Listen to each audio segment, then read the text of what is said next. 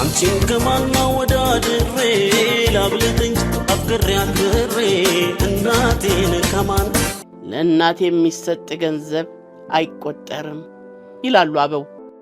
ውለታዋ ተከፍሎ ስለማያልቀው እናት ሲናገሩ የሰው ልጆች አንደበት ሊለው የሚችለው እጅግ በጣም ጣፋጩ ቃል እናት የሚለው ቃል ነው።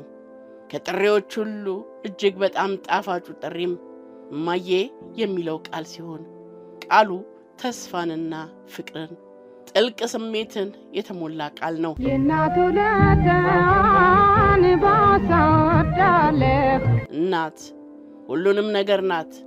በሐዘን ጊዜ መጽናኛ፣ በመከራ ጊዜ ተስፋ፣ በድካም ጊዜም ጥንካሬ ናት። እናት የፍቅር፣ የምህረት፣ የሐዘኔታና የይቅርታ ምንጭ ናት።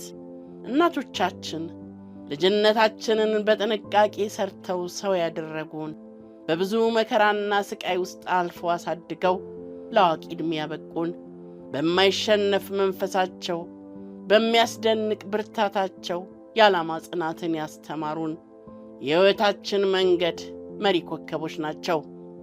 የብዙዎቻችን እናቶች ልጆቻቸውን ለማሳደግ በብዙ መከራ ውስጥ አልፈዋል። ልጆቻቸው እንዲጠግቡ ተርበዋል። ልጆቻቸው ቀና እንዲሉ እናቶች ጎብጠዋል።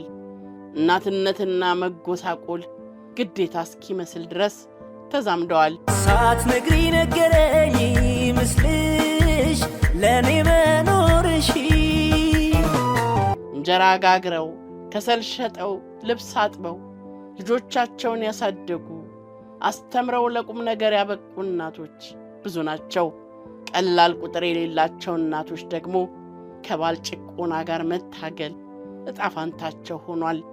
ስለ እናት ሲወራ ሐዘን የሚጫነንም ለዚሁ ነው። ስለ እናት የተዘፈኑ ዘፈኖች ሐዘን ይበዛባቸዋል።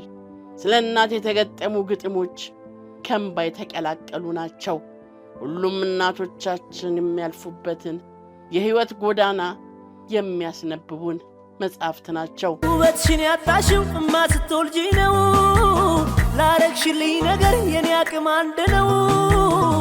ይህ ታሪክ ተቀይሮ የነገ ልጆች ስለ እናታቸው ሲያወሩ ከሐዘን ይልቅ ኩራት ልባቸውን ቢዳስሰው እመኛለሁ። እናቴ ሽቅርቅር በራስ መተማመን ያላት በቂ ገቢ የምታገኝ የተማረች ተብለው የሚገለጹ እናቶች በስተው ማየት እመኛለሁ። የወደፊት እናቶች የቀደሙ እናቶችን መከራ የማይጋሩ የቀደሙ እናቶችን ቀንበር የማይሸከሙ እንዲሆኑ እመኛለሁ።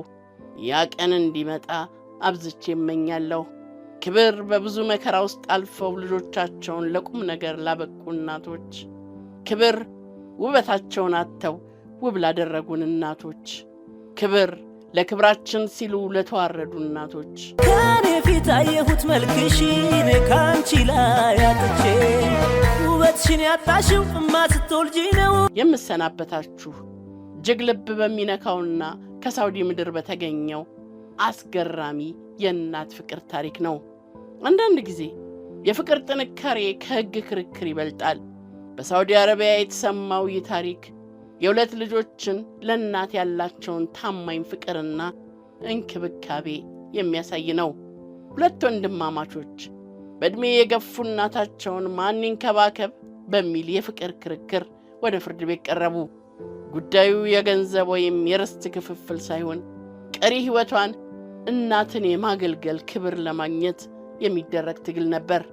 ታላቅ ወንድም እኔ ታላቅና ሀብታም ነኝ፣ እናቴን በቅንጦትና በጥሩ ሕይወት ማስቀመጥ እችላለሁ፣ እንክብካቤው ለእኔ ይገባኛል ሲል አቤቱታውን ለፍርድ ቤት አቀረበ።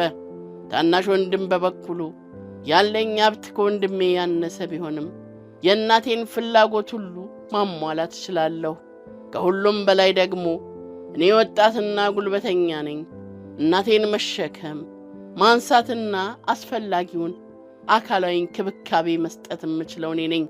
ፍርድ ቤቱ ይህንን እውነታ አይቶ እናቴን የመንከባከቡን ኃላፊነት ለእኔ ሊሰጠኝ ይገባል ሲል ተናገረ።